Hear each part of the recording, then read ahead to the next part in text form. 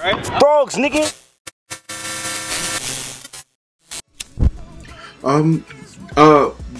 You in Cave Gang and you're in the Goonies, man. How does that work? You know what I'm saying?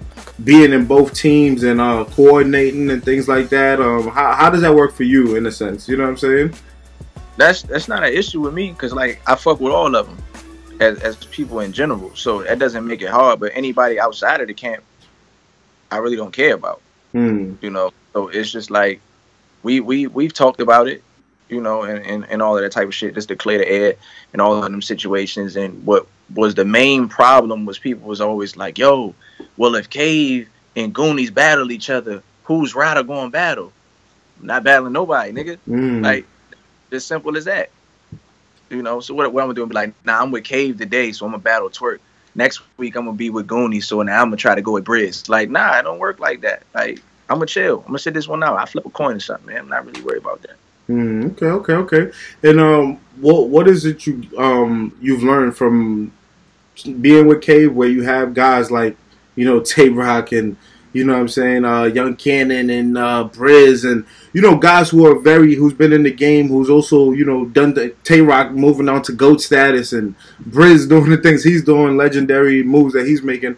And, you know, what is the things you learn from those guys? You know what I'm saying? And what are some of the things you learn from the Goonies with, you know, young talent and new guys coming in the game and new energy? Like, what are the two things you learn from both different being with both of the different teams? From watching, like, Briz and Rock and Av and all of these niggas, is one thing I've learned is poise. You know, like, you got to be real poised. Like, it's nothing really breaks them. You understand what I'm saying? Like, no matter what happens, they focus, they locked on. And that's one thing that you have to be in this game, especially, you know, sparring with niggas and shit. Like, it shows you different things. Like, with Av, me and Av is kind of similar. We both punches, you know, but then listening to Rock, when Rock, you know, rap his rounds or something like that, then you can see why what he does work. You know what I'm saying? It's just like, okay. You know what I'm saying? Like, I understand what he's doing right here, like, and why it works. Like, then with Briz, like, his performance is so crazy that he brings anything he's saying to life. You know, versus kind of the same thing that Jack does. Jack performs everything. You know, and then like Twerk showed me that the word breakdown shit, it can be considered like haymakers and shit if you do it correctly. So little shit like that. But us, as far as like the Goonies, it's like that young hunger, you know, like everybody's just coming to kill something. But the Cave, though, they got the old hunger, which is still like the young hunger. None of them niggas ain't not hungry. That's the thing. But it's that they've been there, though. They have the experience. We don't have all the experience. We coming in just off of, like, we want to kill everything, you know. And it's like, with them, learning from, like, Cave and all that shit, it's like strategy. You know, like, the shit is really chess at times. Nah, real talk. Now, what is it like? What is your favorite thing? Like, cause one of the things I'm looking at, you know, when it comes to the teams and everything like that, it's a lot of guys going at it with each other and everything like that. What's your favorite thing about, you know, the new era with having teams and everything like that and battle rap? You know what I'm saying? Like, from the NWXs and, you know what I'm saying, the Team Homies and everybody being, you know, having certain groups and things like that. What do you like about just teams and battle rap in general? It gives everybody something to talk about, first of all. And then the second thing is just like, it gives you shit to talk about, like Goonies versus Homie, you know what I'm saying? K versus NWX and all this type of shit, you know, in certain matchups. So it's like, it's kind of like if it was like NWO and who else? Like D-Generation X or some crazy shit going at it. Like that type of shit. Like those two was a clash. Like, who would you match up with who? Yeah. If the right promotion is behind it, you can sell out places with that shit. You know, and it's also for like bragging rights too. Like, bro, my squad better than your squad. Like, whatever. Like, I understand in the beginning it was every man for himself, but it was clicks back in the day too. Like, Team Homie been Team Homie for forever. Yeah. It's just that now it's just more groups coming along. And honestly, the Goonie shit started, like, it was random. Like, one day we was just like, yo, what if we started groups, huh? You know what I'm saying? And we really just talked about it and was like, fuck it, let's do it. You know what I'm saying? And it happened. You know? And it's making noise. Yeah, did we expect it to blow up how it did? No. But it did. Yeah, y'all getting the new Midwest movement feel, and you know what I'm saying? Y'all getting all those type of. Yeah, and the thing is, like, and that's the other crazy part. Like, me, Jack, and New Jersey Twerk, man, like, we kind of opened up that door for the region again, like, as far as the DMV and all that type of stuff. Like, it's a lot of people coming from this area now, and we was the first 3 through the door. So it brought a lot of attention out this way again. Now, I never got a chance to speak to you about this, but how do you feel about, you know, the new members of the group, you know, the Glueezy's, the Mac Mells, and things like that, becoming a part of the team and having, you know, guys from different regions represent New York, represent North Carolina, and things like that? That's to me, that's smart. Because now, I mean, at first it was the DMV thing, but now you add Mac Mill, that adds the New York demographic. You got Glueezy, that adds the South demographic. Like, everything comes in, you know.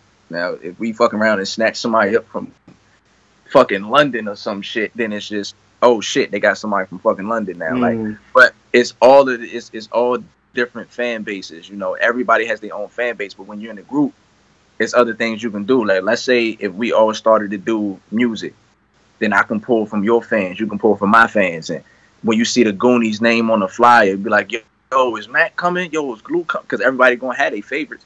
So it's just about, that's a good strategy, honestly, business wise too.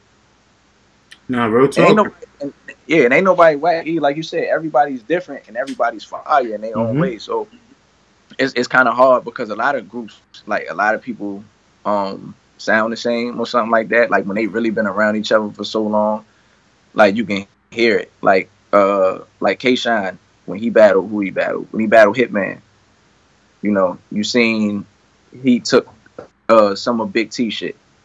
Like, you know, when Big T take the same word and use it over and over, you know, you could tell he took that from him and was like, all right, boom, boom, boom. And you can tell, like, part of the DNA style he got. He still do shine whenever he does shine, but he'll incorporate the freestyle a little bit more in his game. And yeah. So, you know, you can just tell that he's pulling all of that and then, you know, kind of fusing it and doing whatever he's doing with it, while over here it's just like we just do what we do.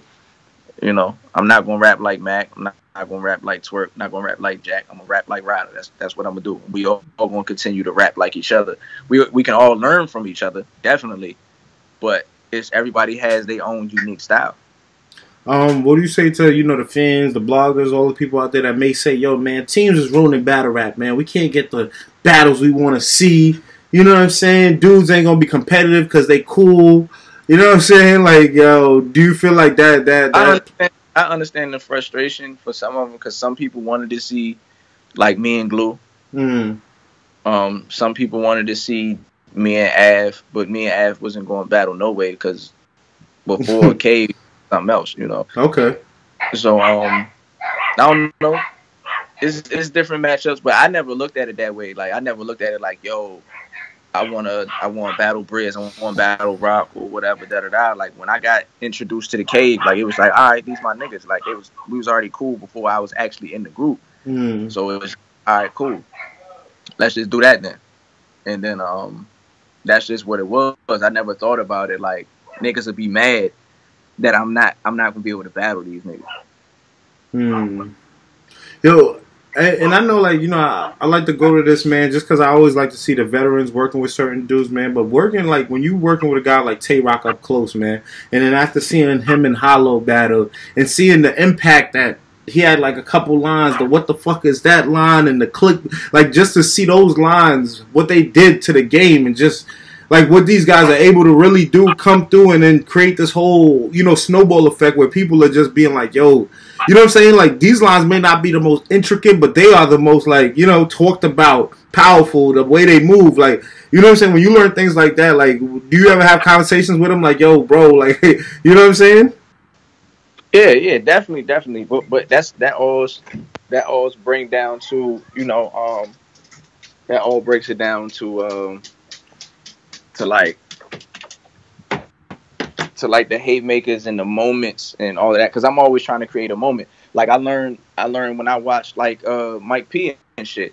Like it was like, yo, the fucking Hadouken shit. Yeah. He didn't say shit. Really. It was just a cadence. Yeah.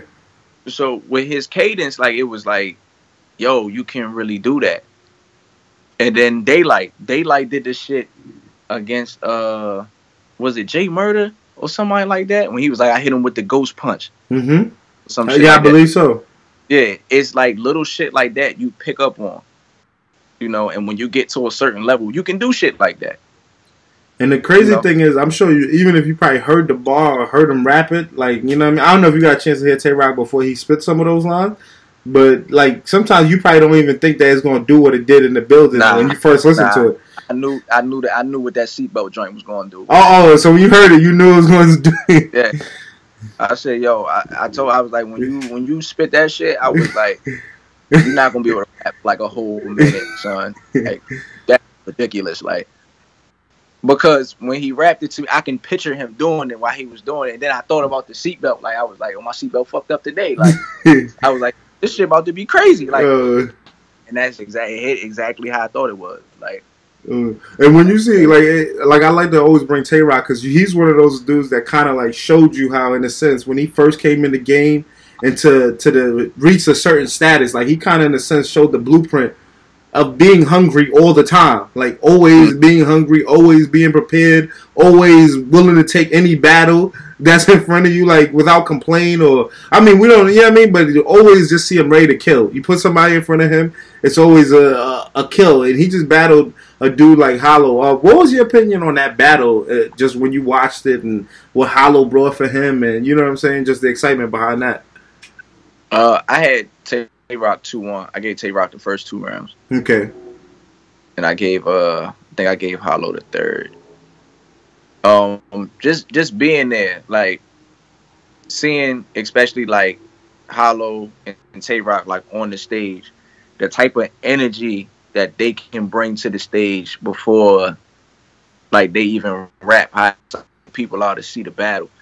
And it's just like, it's just quiet. Like, it's just like, yo, we want to hear these niggas rap. Kind of like when Lux rap. Mm-hmm. Niggas really speak when Lux rapping. You can hear pin drop and shit. Mm-hmm. So it's just like seeing that what happens when you get to that level. That's crazy. And it makes you want to get there. Like, it's just like, okay, this is what I'm fighting for.